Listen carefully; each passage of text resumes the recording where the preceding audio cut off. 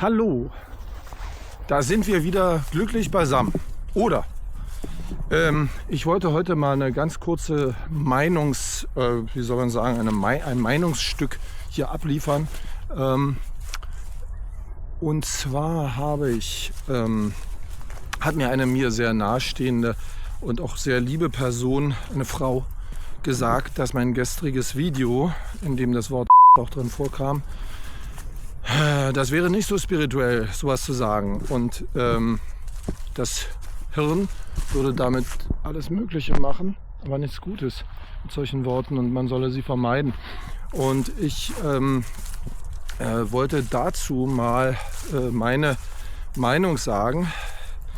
Ich hatte ja im Prinzip schon all die Jahre so ein bisschen das Gefühl, aber konnte dann noch einen Finger drauf legen, nachdem ich das gehört habe, dass meiner Ansicht nach die Spiritualität ein bisschen vereinnahmt ist durch weibliche Vibes, also Schwingungen oder feminine Übernahme sozusagen. Und zwar deshalb, weil das Spirituelle, das hat ja sowas Heiliges. Es hat was Heiliges. Es ist also der Geist und die Rätselhaftigkeit und so und das richtige Denken. Ja, das ist alles richtig. Ich bin eigentlich ja auch dieser Meinung, und ich würde der Kritik insofern folgen, dass man doch das nicht übertreiben sollte. Aber ich wollte auch mal darauf hinweisen, dass wir Männer sind eben doch anders. Wir haben manchmal eine etwas derbe Art, eine etwas drastische und kann man sagen zynisch? Nee, zynisch nicht. Ich wollte auch was anderes sagen. Wie heißt bloß das Wort? Fällt mir jetzt nicht ein. Wir Männer sind eben so. Und dieses Derbe und Drastische, das hat ja auch seinen Witz. Das ist ja das, was manchmal Dinge witzig macht oder auf die Spitze treibt oder einer Situation das entlockt, was an Sinn drinsteckt. Die Frauen, die sind doch eher von ihren selbst auferlegten Restriktionen so, dass sie derbe Worte vermeiden. Sie suchen Worte wie hübsch und niedlich ist alles. Und rosarot ist die Farbe, die man will. Naja, und so weiter. Und nun wird man sagen, das sind alles pauschale Ideen, die ich da habe. Aber ich kenne das einfach auch so von Frauen. Wenn es da andere Erfahrungen gibt, dann seid bitte so gut und schreibt das in die Kommentare rein.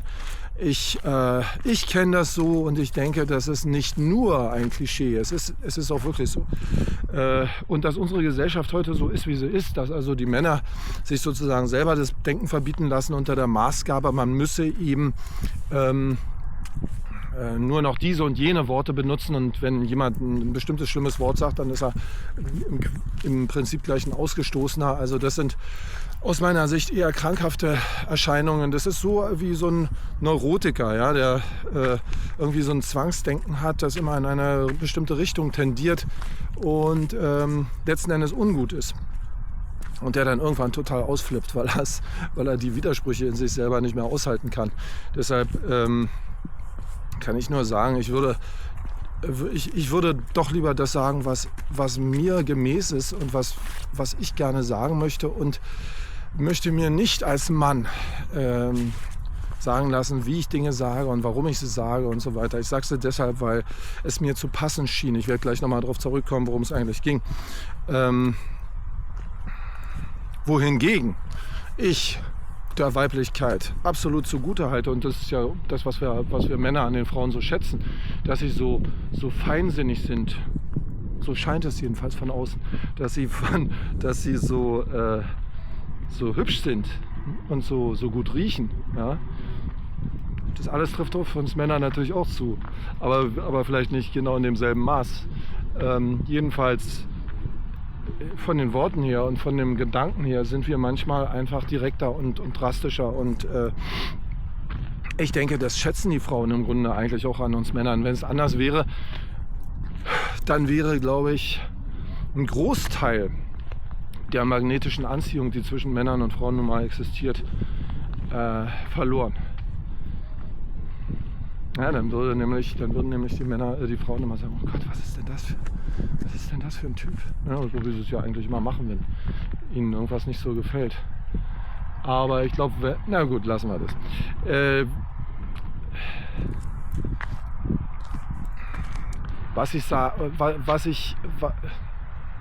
Was ich gestern damit sagen wollte, das mit dem Schloch-Methode hatte ich es sogar genannt, ist, dass du Meinungen, die gegen dich laufen können oder sogar feindselige Handlungen oder so, da kannst du immer noch, statt nun böse zu sein und dich darauf zu fokussieren, was die anderen über dich reden und so weiter, dem kannst du immer noch was entnehmen. Wenn du dir und das ist eben die Methode, wenn du dir klar machst, dass du an so und so viel, zu so und so viel Zeiten deines Lebens als gesehen wirst. Nicht unbedingt von dir selber, aber von so und so vielen Leuten. Das kommt ständig vor. Und nun würde ich euch bitten, euch mal vorzustellen, dass das tatsächlich so ist. Denn dass die Menschen immer nur gute und freundliche Gedanken gegenüber euch haben, das kannst du total vergessen. Ja, das kannst du total vergessen. Das ist total ausgewogen. Es ist schon deshalb ausgewogen, weil Yin und Yang in jedem von uns stecken und beides muss sein. Also sowohl das Schwarze wie auch das Weiße, sowohl das Gute wie auch das Schlechte. Wie würde man denn das Gute erkennen, wenn das Schlechte nicht wäre? Da würdest du doch immer in so einem ewigen, wie soll man sagen, Grauton leben. Die Welt hatte keine Farben, sondern nur noch Grau. Und aus diesem Grund, ich will nicht sagen, ist das Schlechte nötig, aber es ist einfach da und niemand kann es leugnen. Und diejenigen, die es leugnen wollen, die tun sich damit geistig, wie sagt man, psychologisch, glaube ich, keinen Gefallen.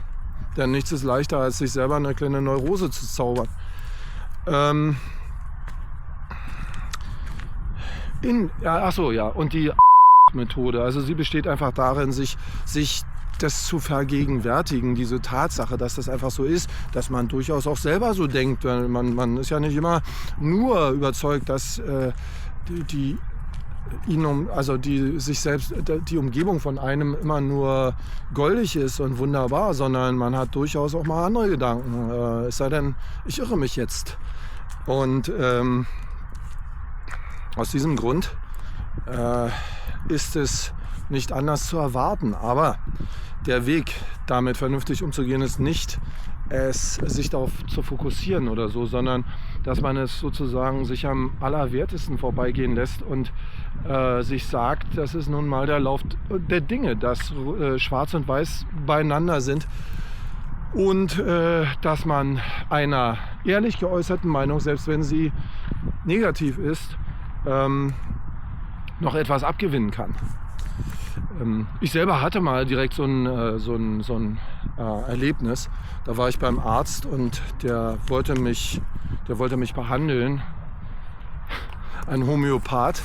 Und ich er hatte mir so eine Kügelchen gegeben und verschrieben und ich hatte im Internet nachgeschaut und hatte gesagt, ich habe aber auch noch zur Not das und das Medikament gefunden und mir bestellt. Und da hat er mich angeschrien und hat so geschrieben, was denken Sie denn, wer ich bin? Oder so, oder wozu wir das hier machen? Da war schon ein älterer Herr und hat sich also tierisch aufgebürstelt und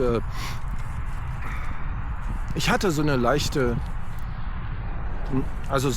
Reiz, auch ein bisschen derbe zu reagieren und zu sagen, was schreien Sie mich hier an, so nach dem Motto. Und, aber ich habe es mir verkniffen und habe einfach überlegt, was will der überhaupt von mir und warum sagt er das? Und in dem Moment, das war irgendwie auch so ein Schlüsselmoment in meinem Leben, da habe ich begriffen, dass es dabei auch um Glauben geht. Also es geht nicht nur darum, was für ein Medikament du kriegst, sondern eben auch daran, dass du überhaupt dran glaubst. Und dass du nicht schon wieder auf so einer, jetzt sage ich das schlimme Wort nochmal, auf so einer Basis Auswege suchst, wo im Prinzip keine zu suchen sind. Ja, sondern wo der Glaube fehlt. Und das war eben der Sinn, das auf drastische Weise dem Menschen, der es hören will, klarzumachen, dem Seher solcher Podcasts hier zum Beispiel. Und natürlich nicht, weder will ich irgendjemanden beleidigen, noch die Ohren irgendwie verderben, aber für mich gehört das mit zum männlichen Sein und möglicherweise ist es für Frauen jetzt nicht so geeignet. Wer weiß.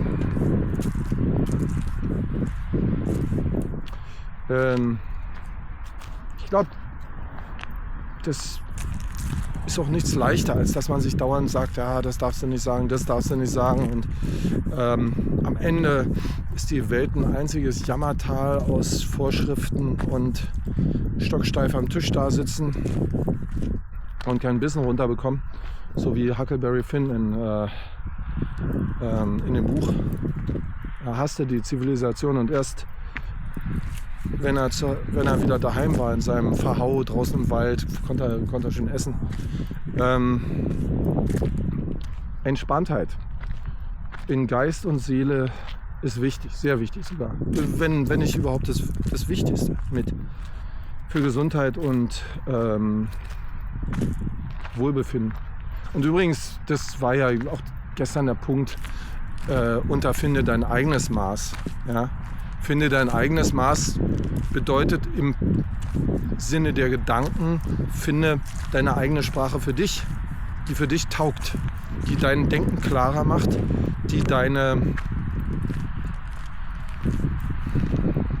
Sein irgendwie reiner macht. Reiner im Sinne von, du kannst fleißiger sein, du kannst besser sein, du siehst besser die Unterschiede, du siehst, was dir gut tut und was dir nicht bekommt.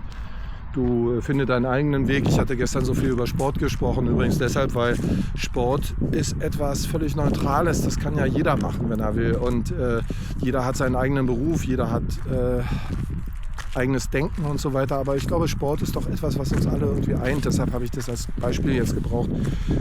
Bei Sport ist es eben genauso. Finde dein eigenes Maß, heißt dort,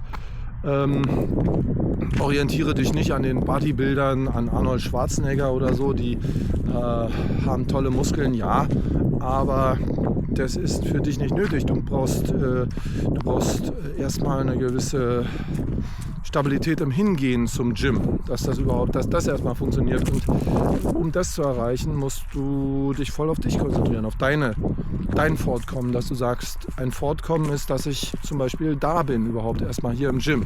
So, das zweite Fortkommen ist, dass ich überhaupt die Gewichte benutze und diese Übungen mache und so.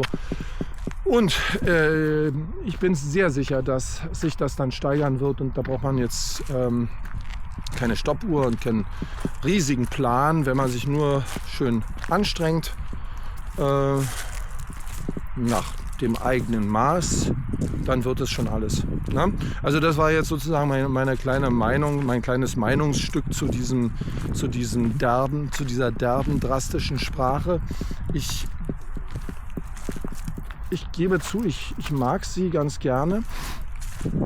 Und zwar, weil ich benutze das manchmal auch, weil es witzig ist. Ihr kennt ja sicherlich den Spruch von Martin Luther. Warum rülpset und furzet ihr nicht? Hat es euch nicht geschmecket? Ja. Und so mancher Taugenichts wird dann zu seiner Frau gesagt haben, guck mal, Lisa, so wie ich rede, so hat auch der Martin Luther auch geredet, der große spirituelle Mann. Aber Martin Luther halt auch ein Beispiel für diese männliche Derbheit. Wer weiß, was er damit sagen wollte. Wahrscheinlich wollte er seine Gäste ein bisschen anhauen und macht mal hier sozusagen Stimmung, ja, weil wir feiern hier keine Totenmesse. Und eine Königin hätte sich sicherlich anders ausgedrückt. Absolut. Damit soll es erstmal genug sein für heute. Ich danke euch, dass ihr hier wart, hier im Freien. Hier, wo es so schön ist, ne? Und wo man immer gerne isst. Oh, da hat jemand seinen Teppich hingeschmissen. Nicht so schön. Macht's gut erstmal. Bis dann. Tschüss.